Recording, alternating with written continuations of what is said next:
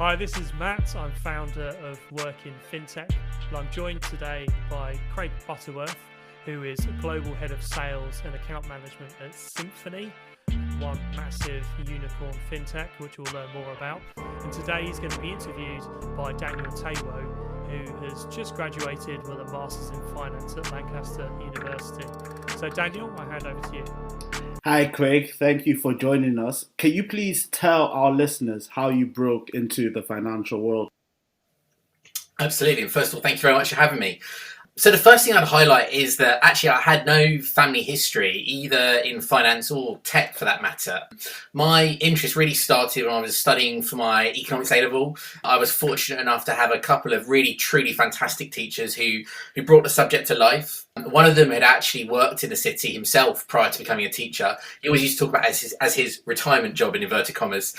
And at a time when, so many subjects at school, they really felt a bit artificial, if that's the right way to put it, a little bit removed from everyday life. Economics and the financial markets in particular just seemed so tangible and exciting. I guess fast forward to my first year at university studying economics, everyone either wanted to be a trader, a corporate financier, or maybe a management consultant.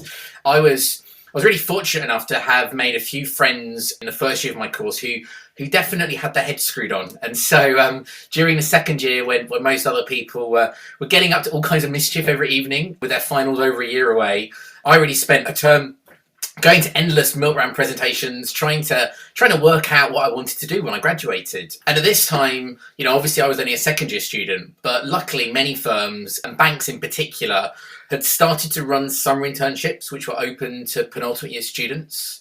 And so the great thing was that, it was pretty obvious to me that the competition for those internships was going to be significantly less than it was going to be for graduate spots 1 year forward. And equally, I was under no illusion that the internship was going to be a pretty intense, sort of apprentice-style 10-week interview.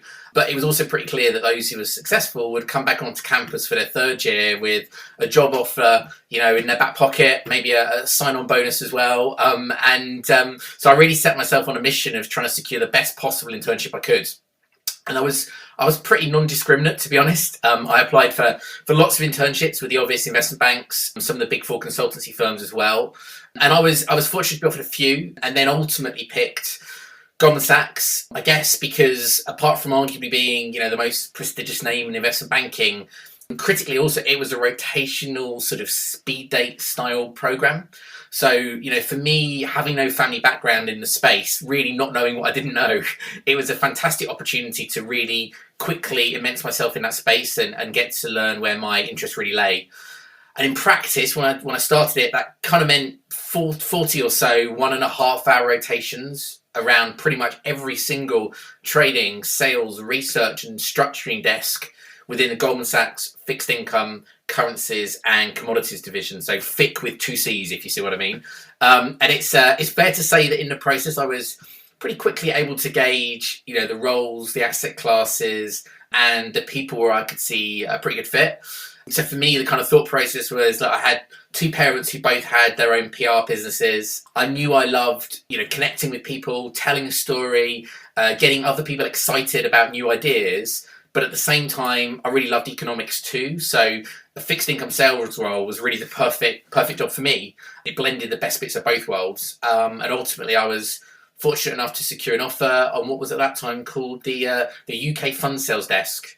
There's a team of about 7 really brilliant people. Our remit was to cover some of the largest asset managers and pension funds in the world across a whole broad range of fixed income products. And I guess I must have liked it, and I guess been hopefully half decent at it, because then I spent the next 15 or so years at a number of different banks in various fixed income sales roles, and then latterly with me running a number of pretty large fixed income sales teams generating sort of upwards of $250 million of revenue a year. You said you must have liked it because you spent up to 15 years in various roles. So why did you leave those roles to join a fintech?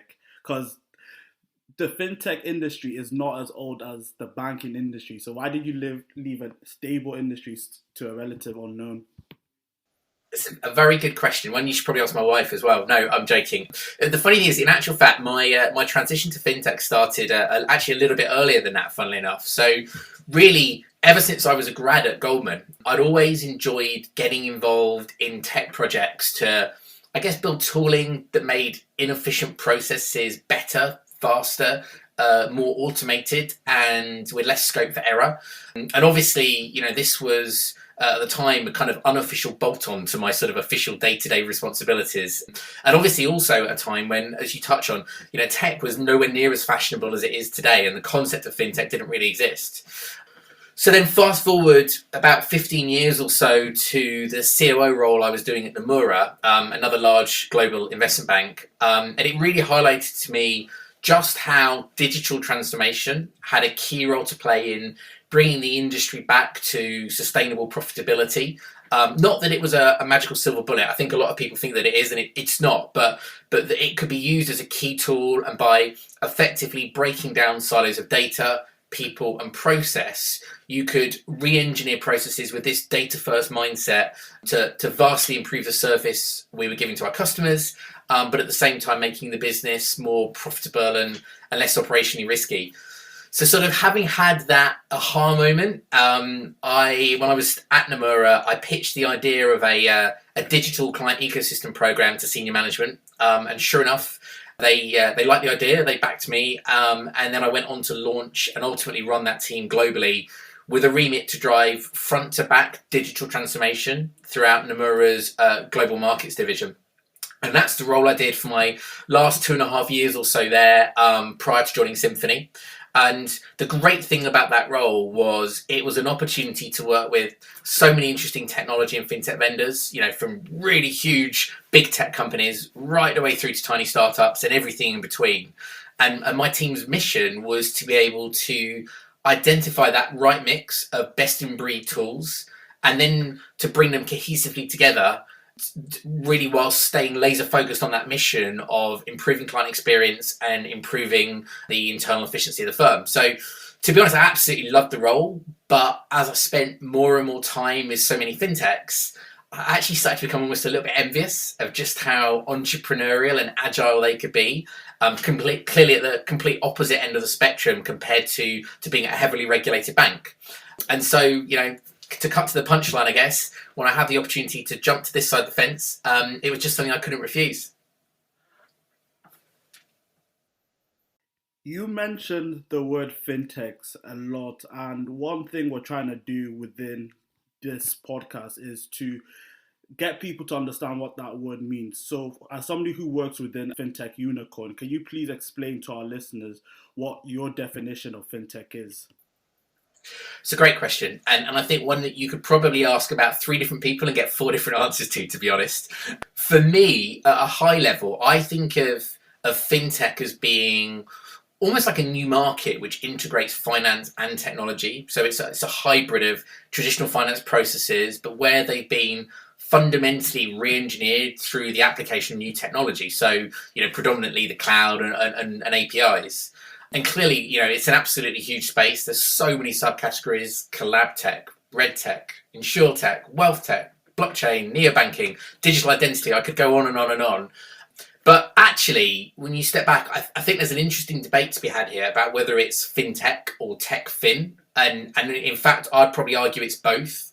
But there are fundamentally differences between the two. So if you think about fintech, their firms typically, they start looking at a particular sector through the eyes of a technologist. So it's all about apps, APIs, platforms, analytics. And in many cases, their mission is actually to disrupt or maybe disintermediate some of the incumbent players through taking an entirely new approach. So, a great example here in our everyday lives could be someone like Revolut, for example. On the flip side, tech fin is generally more, I think, a process of looking at incumbent processes and thinking how modern tech tooling could be applied to make those processes more efficient, more intelligent, and probably more client-centric as well. So maybe another way of putting it is that by this definition, fintech involves more greenfield, blue sky thinking, whereas tech fin is more about digital transformation. And so, in that context, Symphony and indeed iPushPull would generally be classed as the latter. And clearly, look, in the real world, they're two sides of the same coin. But I think if you're considering pursuing a career in this space, it's definitely worth thinking. You're taking the time to think about the differences between the two, and about whether placing the emphasis more on fin or tech better aligns with your skills and your interests. I love that answer, because you said if you ask 3 people about fintech, you'll get 4 different answers, and now you just added tech fin, which is just another word that people won't know. But to further explain what tech fin is, because you said Symphony fit into tech fin, can you explain to our listeners a bit more what Symphony actually does? Yeah, absolutely. So Symphony is a secure and compliant collaboration platform which can be used to automate and augment workflows. So it's built specifically for the needs of financial services, which means it's end-to-end encrypted, users own their own data, and critically it's powered by a trusted directory of over 500,000 financial service professionals, the biggest network in financial services. Nowadays, following on from scandals like LIBOR manipulation, etc., banks also face particularly onerous compliance surveillance obligations. They need to be, not just recording conversations, but also able to proactively, scan each and every email, chat message to be able to detect any sign of wrongdoing by their employees.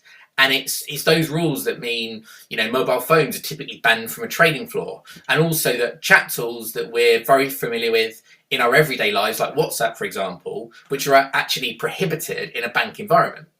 And I'm sure, many listeners here probably, have seen some of the draconian fines even, which employees, but also the banks themselves have faced when they've been in breach of those regulatory obligations in the last few years. It's definitely not something that any bank or employee wants to fall foul of, that's for sure.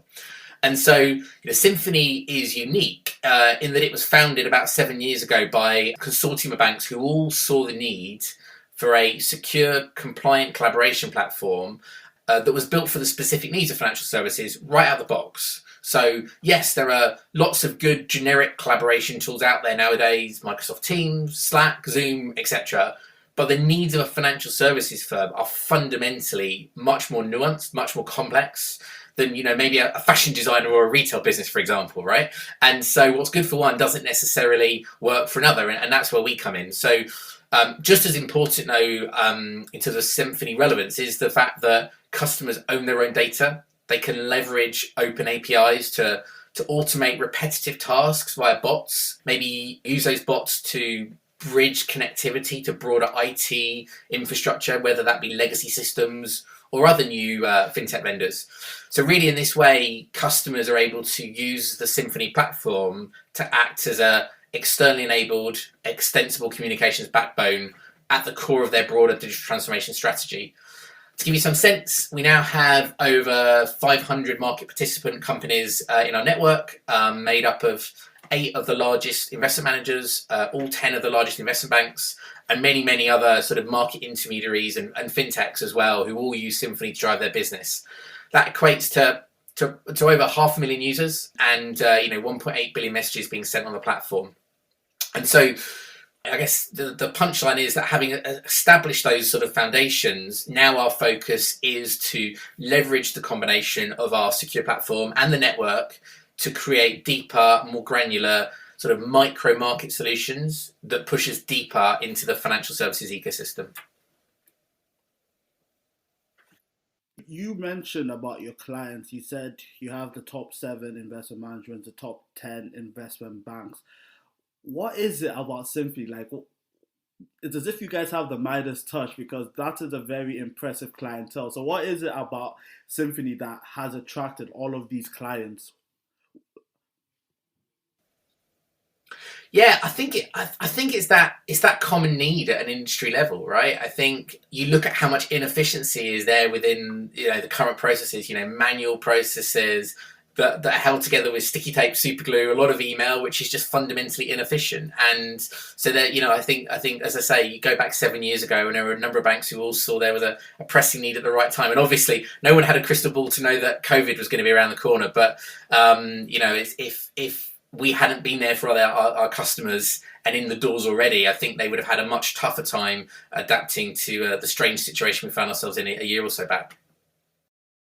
And how would you say COVID has impacted Symphony and other chat-like platforms like Zoom and Slack? How would you say COVID has impacted your business and that industry as a whole? Because, for example, now we're having this conversation over a digital platform. If it wasn't for COVID, we would have probably had this in person. Would you say that COVID has impacted your business in a positive sense?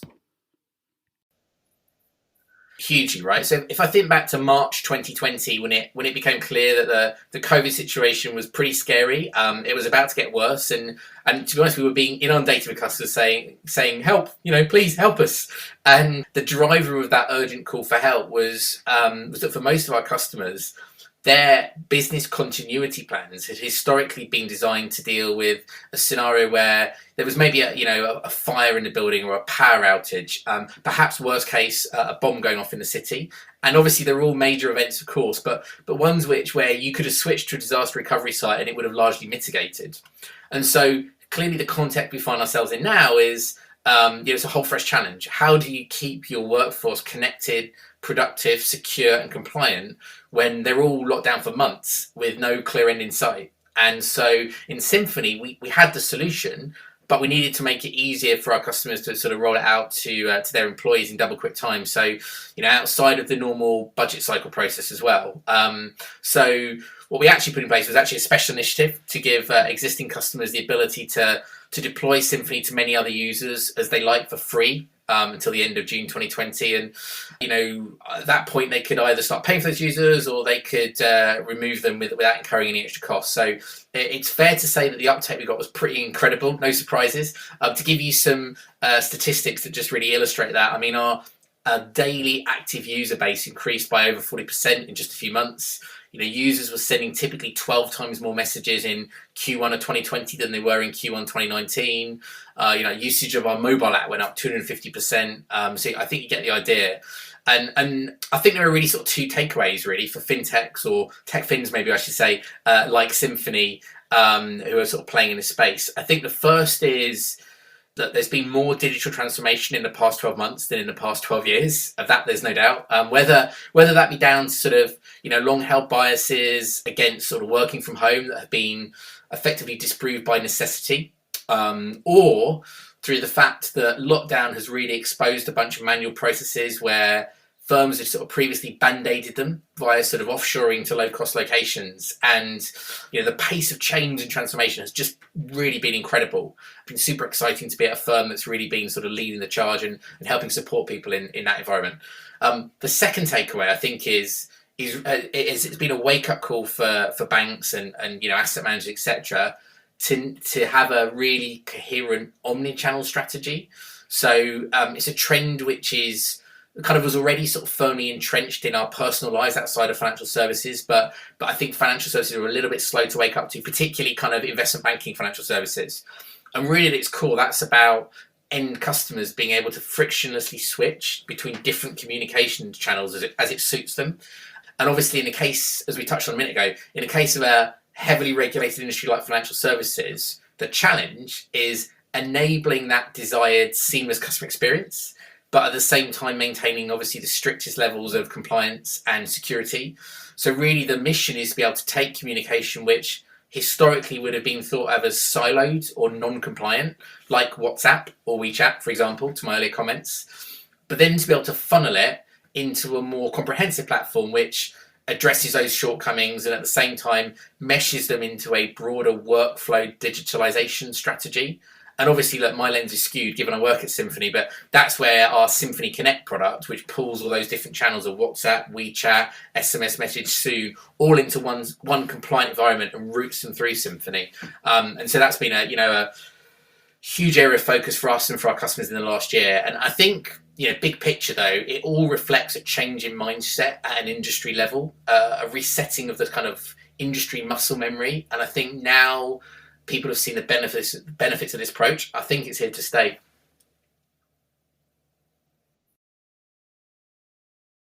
You said that there's been a lot of digital transformation in the past year. You've also said that there's been a change in mindset within the industry. Continuing from that, from those comments, where do you see the fintech industry going within the next, let's say, 3 to 5 years? Yeah, so I think firstly, as I've touched on it, COVID has highlighted that there are so many old-fashioned, manual, inefficient processes out there which are really, really ripe for digital transformation. And it is also, I think it's also uncovered just how siloed, inconsistent, and inaccurate many firms' data is as well. And that really, until you've addressed that, it's kind of a bit of a waste of time spending money on shiny new platforms, new UIs that effectively sit as a veneer on top of still fundamentally broken processes. Right. And again, everyone's super excited about AI. Fantastic. But if the underlying data is garbage or inconsistent, then it's never going to get you anywhere. And so against that backdrop, I think we'll see a whole fresh wave of startups trying to address these data challenges, and some new challenges which have suddenly had a bright light shone on them over the past year. I think in parallel with lots of those new firms spawning up, I think probably we'll actually also see a bit of a wave of consolidation across many fintechs who've been around now for maybe 2 to 8 years. As I sort of mentioned earlier, I think many of them represent really sort of fantastic solutions to very specific tasks, but ultimately the real mission of digital transformation is to bring these tools together cohesively so that they create something which delivers much more than the sum of the parts. Much of that is possible via integrations and via app stores, etc., with tools like Symphony and others. But I think ultimately there's a healthy degree of consolidation needed in order to really sort of accelerate that process at an industry level. To accelerate that process at industry level, obviously you need a lot of smart people working within the industry. For people who want to break into the industry, young professionals and students, what top skills would you say they need in order to succeed in fintech or tech fin? Yeah, it's a great question. And I think an extension of it, and a question I get asked all the time is, do you think it's necessary to have coding or tech skills if you want a role in fintech? And look, I think my answer would be, unless you want a role working in the product or engineering sides of a fintech or tech for fin organization, i.e. building and supporting the product and the platform, the simple answer is no, you don't need those skills, right? And as you can tell from my history, I'm certainly not in any way a technologist. What does matter though is a genuine interest in tech, and taking that one stage further, I think a mindset which fundamentally enjoys deconstructing processes, understanding the underlying parts, and then making things better and more efficient. I think actually to that end, there's a fantastic book which I would wholeheartedly recommend called Range by David Epstein. It talks about how generalists triumph in an increasingly specialized world. It's not focused on tech at all, but I think the lessons there are super applicable to a job in fintech. It's the ability to join the dots, to bring together diverse knowledge spanning finance, tech, economics, regulation, etc., which really sets some people apart as true trailblazers in this space. And actually, while I'm talking books, another one which is definitely also well worth a read for anyone interested in digital transformation is a book called Digital Human by Chris Skinner. It's a truly fantastic book. It aligns, I have to say, pretty much perfectly with my thoughts on some of the challenges, common pitfalls, and opportunities really for digital transformation within financial services. So it's well worth a read. You said that you need a mind that needs to deconstruct processes, and you need to have an interest in tech. But let's say for people who don't have any history in tech, they've just heard about it through news, how do they build up that curiosity in tech in order to break into fintech? Because it's quite hard to build something up from scratch. A lot of people that I know personally that are within fintech, not you or Matt, they've had that curiosity from young, but young people that want to get into fintech or tech, it's kind of hard to build up that interest. I mean, to be honest with you, I actually think if you need to build it up in a way, maybe it's not the right role for you. And I mean that in a nice way, right? Because I think the thing, and I sound like an old man with what I'm about to say, but I think the more you go through your career and you see different phases of industry cycles, and you get to sort of understand what brings out the best in people, the more I think, do you know what? My God, there's so many opportunities out there in the world, even just within finance or just within tech, right? Or whatever, and there's so many other industries as well, right? So I definitely, I would say, right throughout my career, having been involved in graduate recruitment and young talent development schemes at pretty much every firm I've ever worked at, the thing that always becomes very clear and marks out the people who are happiest and most successful are the people who are following their genuine passion.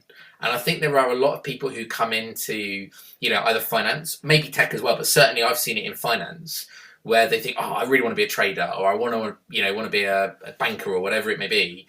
And just because it's cool, and they think it's well paid, and they've sort of forced a bit of a square peg in a round hole. And that's not to say they don't have, the intelligence and the ability to do it, but it's not really their passion. And, if you really want to leave them, your best life, right? You want to be following something that really interests you. So, sorry, I'm sort of slightly tweaking your question, but I think if you feel that itch, right, if you're really passionate about the idea of tech and you just know that fire burns in you, then it's easy. Some of the books I mentioned and other things, and you could get so many papers online now to read about it. You can follow it. But I think if you don't feel that desire there, if you're kind of one of those people who thinks, well, I thought I wanted to be a trader, but the finance industry is not as cool as it was. Hey, fintech's where it's at. So I don't want to be a trader anymore. I want to go into fintech.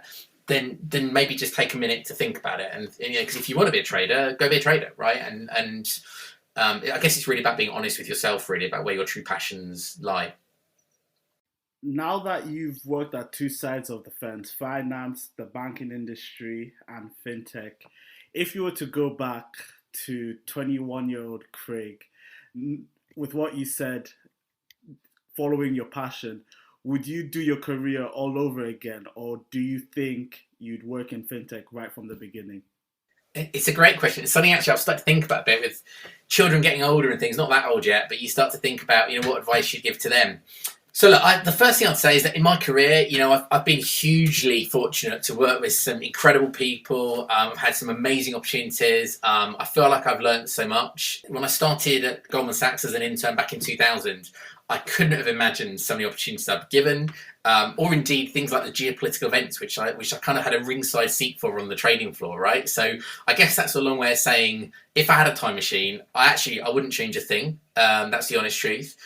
But I realise that's not exactly the question you asked, right? The fact is that in the real world, industries do change, right? And new ones pop up. And so if I were graduating from university now, if I'm honest, my choice would be to go direct into fintech, I think. And that's just because there is such a phenomenal entrepreneurial spirit and dynamism in the fintech industry.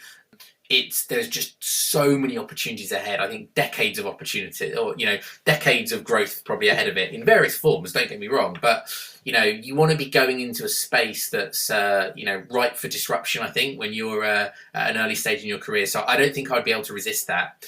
And I think to that point, it's a really important point actually. It's worth remembering that it always feels great when you're in a growth business, right? A growth business in a growth industry is definitely the happiest place to be. And so, particularly when you're at the earliest stages of your career, that backdrop can also give you more opportunities and more responsibility a lot sooner to try different roles, different firms. And ultimately, this can help fast track your career, right? It's a bit like dog years, if you know what I mean.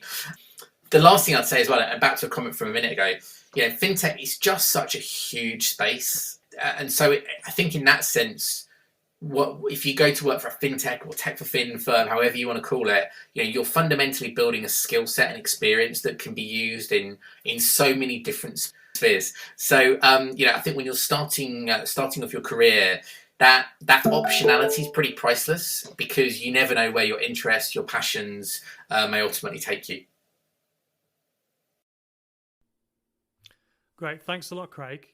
One of the things we wanted to do with work in fintech was very much address what you just said. I mean, you've said there's decades of opportunities. So you can be in a growth company, in a growth industry, and it's just a big space as well. Fintech is very broad. There's different skill sets and experiences which can be transferable. And like you say, you don't need to be a coder to work in fintech. there's sales, there's marketing, there's finance, there's legal, there's all the things you get in any company, and there's the coding stuff. So I think we can kind of round off here, but I think we've had a really, really interesting conversation, Craig, and thanks for your insight. And you can see you're very passionate yourself, and that really comes across. And again, for people listening to this, fintech is a massively growing area, and you should really look at it seriously as a career choice. So I'm Matt from Working Fintech. Thank you very much, Craig Butterworth, and thank you very much, Daniel Taiwo.